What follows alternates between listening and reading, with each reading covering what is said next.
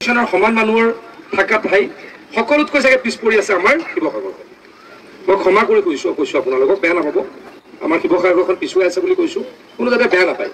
কিন্তু মই কিয় ক'বলৈ বাধ্য হৈছো, শিৱসাগৰত গৈ পীয়ুষ হাজৰিকাই এইবাৰ ৰাইজৰ দলৰ বিধায়ক অখিল গগৈক উভতি ধৰিলে। অখিল গগৈ শিৱসাগৰ ডিষ্ট্ৰিক্টত কিয় ইমান পিছ পৰি আছে? ডিব্ৰুগড়, যোৰহাট, তেজপুৰ ইত্যাদিৰ মানত শিৱসাগৰ ডিষ্ট্ৰিক্ট কিয় ইমান পিছ পৰি থাকিবলৈ পালে? বহুতো প্ৰশ্নৰ লগতে অখিল গগৈক তোলাধুনা দিলে পীয়ুষ হাজৰিকাই। শুনকচোন এই ভিডিঅ'টো। ভাল লাগিলে লাইক, কমেণ্ট আৰু শ্বেয়াৰ কৰিবলৈ নাপাহৰিব। এই বন্ধু বান্ধৱীসকল তথা আমাৰ দলৰ কাৰ্যকৰ্তাসকল, মই যেতিয়াই শিৱসাগৰলৈকে আহোঁ মোৰ মনটো অলপ বেয়া লাগে। আজিৰ পৰা মই 5 দিনমানৰ আগতে শিৱসাগৰলৈকে আহিছিলোঁ অলপ সময়ৰ কাৰণে। আমাৰ দলৰ কাৰ্যালয়টো মুকলি কৰিছিলোঁ। সেইদিনাখনো মই একে কথাই কৈছোঁ, শিৱসাগৰখন অসমৰ অতিকৈ ঐতিহ্যপূৰ্ণ এখন চহৰ। আমাৰ শ্ৰদ্ধাৰ আহোম ৰাজত্বৰ সকলো গুৰুত্বপূৰ্ণ কীৰ্তিস্তম্ভ ক'ত আছে? শিৱসাগৰত আছে। আৰু যদি আমি চাওঁ পৰ্যটনৰ ক্ষেত্ৰৰ পৰা আমাৰ যদি অসমত যিখিনি আমি কাৰোবাক দেখুৱাব লাগে, কাৰোবাক আমি দেখুৱাব পাৰোঁ, তাৰ আধাখিনিয়ে ক'ত আছে? আমাৰ শিৱসাগৰত আছে। মোৰ এইটো কাৰণে দুখ লাগে যে শিৱসাগৰখন যেনেকৈ প্ৰাণ পাই উঠিব লাগিছিল তেনেকৈ শিৱসাগৰখনে প্ৰাণ পাই নুঠিলে। আমি যদি ওচৰৰ যোৰহাট চাওঁ, ওচৰৰ ডিব্ৰুগড় চাওঁ, আগত গৈ যদি নগাঁও চাওঁ, ইফালে গৈ যদি তেজপুৰ চাওঁ, এই গোটেইখিনি টাউনৰ ভিতৰত একে সমান পপুলেশ্যনৰ সমান মানুহৰ থাকা ঠাই সকলোতকৈ চাগে পিছ পৰি আছে আমাৰ শিৱসাগৰখন। মই ক্ষমা কৰি কৈছো আপোনালোকক, বেয়া নাপাব। আমাৰ শিৱসাগৰখন পিছুৱাই আছে বুলি কৈছো, কোনো যাতে বেয়া নাপায়। কিন্তু মই কিয় ক'বলৈ বাধ্য হৈছো যে শিৱসাগৰখন সকলোতকৈ ভাল হ'ব লাগিছিল। শিৱসাগৰৰ ৰাস্তা পথ সকলোতকৈ ভাল হ'ব লাগিছিল। শিৱসাগৰত চাৰ্কিট হাউচ ধুনীয়া হ'ব লাগিছিল। শিৱসাগৰত আৰু শিৱসাগৰত ড্ৰেইন ভালে থাকিব লাগিছিল। কিন্তু শিৱসাগৰখনে যোৱা 25 বছৰ ধৰি চাফাৰ কৰিছে। 2001 চনৰ পৰা 15 চনলৈকে 16 চনলৈকে কংগ্ৰেছৰ চৰকাৰ আছিলে। তাৰ পাছতো আকৌ কংগ্ৰেছৰে বিধায়ক হ'ল। এতিয়া আকৌ কি হ'ল? শিৱসাগৰত ৰাইজৰ দলৰ বিধায়ক হ'ল। শিৱসাগৰখনে কি হ'ল? কষ্ট পালে। আজি মই এতিয়া যেতিয়া আহিছোঁ, মই আহি থাকোঁতে মোৰ লগত থকা ল'ৰাকেইজনৰ লগত কথা পাতিছোঁ। মই সদায় আগতেও কৈছোঁ, আজি কওঁ যে আমাৰ জাগিৰোড আজি এই মুহূৰ্তত শিৱসাগৰতকৈ আগুৱাই গৈছে। বেয়া নাপাব কোৱাৰ কাৰণে। কিন্তু সকলোতকৈ আগুৱাব লাগিছিল কি? শিৱসাগৰ। কিয় আগুৱালে? আমাৰ ইয়াত থকা দুৰ্বল নেতৃত্বৰ কাৰণে। দুৰ্বল নেতৃত্ব। আমি অপজিশ্যনক ভোট দি দিওঁ আৰু অপজিশ্যনৰ লিডাৰবিলাকে আমাৰ লগত যোগাযোগ কৰি কাম কৰিব নোখোজে। গতিকে কি হয়? আমাৰ শিৱসাগৰখন পিছুৱাই গৈ আছে। এটা কথা উপলব্ধি কৰি মই অত্যন্ত সুখী হৈছোঁ যে আমাৰ নগৰৰ ৱাৰ্ডকেইটা নহ'লেও চাইডৰ গোটেইখিনি এতিয়া ডিমৌ সমষ্টিত পৰিল। ডিমৌ সমষ্টিত সুশান্ত বৰগোহাঁই ডাঙৰীয়াই অতি সোনকালে এই অংশটোৰ কাম কৰিব আৰু এই অংশটো ফলে ফুলে জাতিষ্কাৰ হৈ পৰিব। এয়া মোৰ দৃঢ় বিশ্বাস।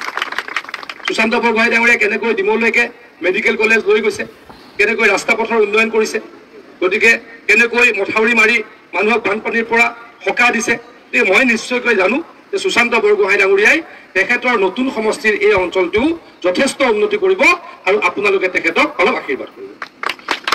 সুশান্ত বৰগোহাঁই ডাঙৰীয়াই ক'লে ইয়াত এটা কি ৰিং ভাল লাগে। কিমান কিলোমিটাৰ হয়তো? 1.5 কিলোমিটাৰ।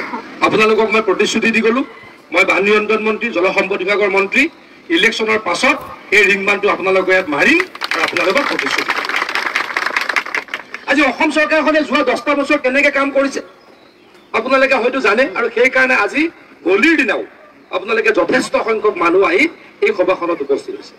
মই মনে মনে ভাবি আছিলোঁ, মই সুশান্ত দাক কৈছিলোঁ যে আজি মই বেয়া দিনত মিটিং হ'লো নেকি। মানুহৰতো হোলী ৰাস্তাটো, মই যোৰহাটৰ পৰা আহিছোঁ, ৰাস্তাতেই মানুহ নাই, যি দেখিছোঁ হোলী খেলি আছে। গতিকে মই ভাবিছোঁ আজি চাগে মিটিং ভাল নহ'ব। তথাপিতো আহি অত্যন্ত সুখী হ'লোঁ। আপোনালোকে যথেষ্ট মানুহ ওলাই আহিছে বিজেপিক সমৰ্থন কৰিবলৈ, নৰেন্দ্ৰ মোদীক সমৰ্থন কৰিবলৈ, হিমন্ত বিশ্ব শৰ্মা ডাঙৰীয়াক সমৰ্থন কৰিবলৈ। আজি 2-3টা আপোনালোকক মই উদাহৰণ দিম, বেছি দীঘলকৈ নকওঁ। আপোনালোকৰ হোলীৰ কেন্দ্ৰিক নিশ্চয় কাম থাকিব। 2-3টা উদাহৰণ দিম। কংগ্ৰেছ দলে দেশখন চলাইছিল 60 বছৰ। আমাৰ দেশখন স্বাধীন হ'ল কিমান বছৰ? 77 বছৰ। তাৰে 7.5 বছৰ অসমত আমি চলালোঁ আৰু 10 বছৰ বেলেগ বেলেগ পাৰ্টীয়ে চলালে। মুঠৰ ওপৰত কংগ্ৰেছ দলে অসম কিমান চলালে?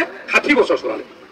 60 বছৰ কংগ্ৰেছে অসমত মেডিকেল কলেজ বনালে মাত্ৰ 6খন আৰু এই যোৱা 7.5 বছৰত আমি কিমানখন মেডিকেল কলেজ বনালো 18খন মেডিকেল কলেজ বনালো অলপ পাৰ্থক্যটো আপোনালোকে ভাবি চাওক 60 বছৰত 6খন মেডিকেল কলেজ আৰু আমি 8 বছৰ কেইখন কৰিলো 18খন মেডিকেল কলেজ কৰিলো মেডিকেল কলেজ কিয় লাগে গুৰুত্বটো সকলোৱে জানে মেডিকেল কলেজ নহলে আমি ডাক্তৰ সৃষ্টি কৰিব নোৱাৰো ডাক্তৰ সৃষ্টি নহলে আমি গাঁৱলৈকে ডক্তৰ পঠাব নোৱাৰো আৰু আমি ডক্তৰ পঠাব নোৱাৰিলে কি হয় আমাৰ স্বাস্থ্য হানি হয় স্বাস্থ্য বেয়া হলে কোনোৱে কাম কৰিব নোৱাৰে স্বাস্থ্য বেয়া হলে যিমান মানুহৰ মগজু নাথাকক কাম কোনো কৰিব নোৱাৰে গতিকে ডাক্তৰ সৃষ্টি কৰিবলৈ হিমন্ত বিশ্ব শৰ্মা ডাঙৰীয়াই সিদ্ধান্ত ল'লে যে আমি কি কৰিব লাগিব অসমত প্ৰত্যেক জিলাই জিলাই পাৰিলে এখন মেডিকেল কলেজ বনাব লাগিব এতিয়া অলপ চিন্তা কৰি চাওকচোন 60 বছৰ কংগ্ৰেছে 6খন মেডিকেল কলেজ বনাই আৰু আমি বিজেপিয়ে 8 বছৰত 18খন মেডিকেল কলেজ বনালো আজিৰ পৰা 5 বছৰৰ পাছত অসমত বছৰত 2,500 ডক্তৰ সৃষ্টি হ'ব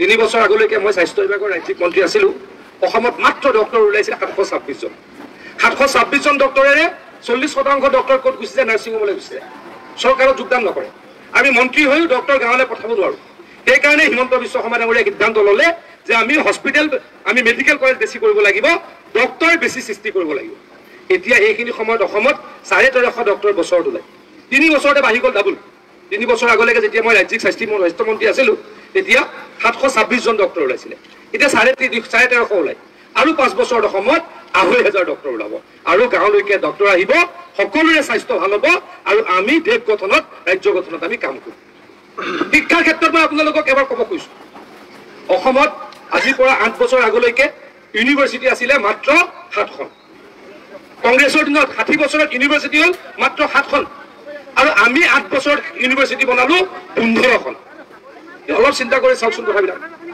কথাবিলাক অকমান চিন্তা কৰি চাওক যে কংগ্ৰেছে ইউনিভাৰ্চিটি 60 বছৰত বনালে 7খন আৰু আমি 8 বছৰত বনালো 15খন এই যে এইমছ বুলি এখন হস্পিটেল আছে আপোনালোকে জানে দিল্লীত এখন এইমছ বুলি হস্পিটেল আছে মানুহবিলাক ট্ৰিটমেণ্টত যায় আপোনালোকে জানে যে নৰেন্দ্ৰ মোদী ডাঙৰীয়াই যে অসমতো এখন এইমছ দিলে আমাৰ গুৱাহাটীৰ চাংচাৰীত মুখ্যমন্ত্ৰী ডাঙৰীয়াৰ সমষ্টিত এখন এইমছ বনালে নৰেন্দ্ৰ মোদী ডাঙৰীয়াই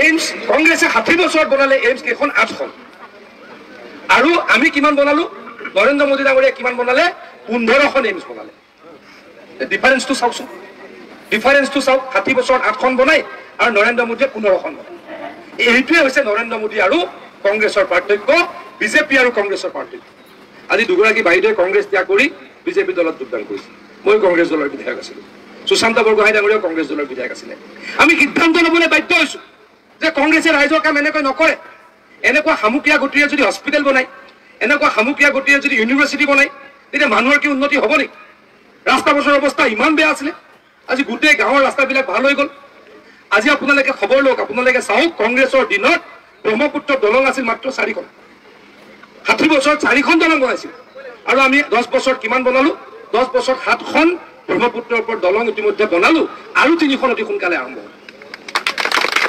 চিন্তা কৰি চাওকচোন 60 বছৰত 4খন ব্ৰহ্মপুত্ৰৰ দলং আৰু 10 বছৰত নৰেন্দ্ৰ মোদী ডাঙৰীয়াই 7খন বনালে আৰু 3খনৰ কাম অতি সোনকালে আৰম্ভ হ'ব এটা শব্দও মই মিছা কথা কোৱা নাই এটা মই গন্তি কৰি ক'ম আগতে ক'ত ব্ৰহ্মপুত্ৰ দলং আছিলে ব্ৰহ্মপুত্ৰ দলং আছিল কলিয়া ভুমুৰাত এখন আমাৰ কলিয়া ভুমুৰা শৰাইঘাটত 2খনে বাৰু কংগ্ৰেছৰ দিনত বনোৱা মই অস্বীকাৰ নকৰোঁ মিছা কথা কোৱাৰ অভিপ্ৰায় আৰু এখন ক'ত আছিলে যোগীগোপা পঞ্চৰত্ন এই 4খন এতিয়া আপোনালোকে চাওক বগীবিলৰ দলং কোনে বনাইছিলে বগীবিলৰ দলং তেতিয়া দেৱে গৌড়াই আহি পেলাই আধাৰশিলা কৰিছিল মাজত বন্ধ হৈ গ'ল কংগ্ৰেছ চৰকাৰ দিনত বন্ধ হৈ গ'ল আৰু সেইখন কোনে সম্পূৰ্ণ কৰিলে নৰেন্দ্ৰ মোদী ডাঙৰীয়াই সম্পূৰ্ণ কৰিলে আমাৰ ঢলা শদিয়াৰ দলং নৰেন্দ্ৰ মোদী ডাঙৰীয়াই সম্পূৰ্ণ কৰিলে দুবুৰী ফুলবাৰী বুলি এটা জাগা আছে 21 কিলোমিটাৰ এখন দলঙৰ নিৰ্মাণৰ কাম চলি আছে 21 কিলোমিটাৰ এছিয়াৰে লংগেষ্ট হ'ব ইমান সৰু দলং নহয় 21 কিলোমিটাৰ ব্ৰহ্মপুত্ৰৰ ওপৰত দলং মাজুলীত ব্ৰহ্মপুত্ৰৰ দলং চলি আছে কালি মই নিজে চাই আহিছো এতিয়া চিন্তা কৰি চাওকচোন আকৌ গুৱাহাটীত